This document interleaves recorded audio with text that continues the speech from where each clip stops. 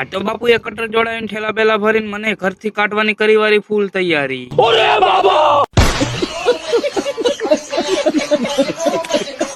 સવારમાં હું આપણું 399 લઈને નીકળી ગયો વાડી તરફ. પછી તો હું આવી ગયો તો વાડી અને વાગી ગયા હતા બપોરના 12 એટલે મેં કરી દીધું ઢોરા પાવાનું ચાલુ.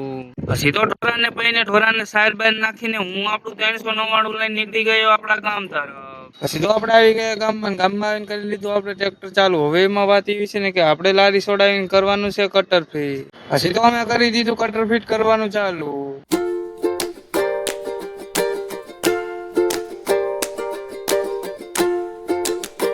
કટર ફીટ કરતા કરતા વાગી ગયા હતા સાંજના 7 ને સુનિલ ને ભલો જાય છે કારખાને ઘરે આવ્યો તો આપણે મગો. रोम रोम भाइयों, अरे कहना क्या चाहते हो?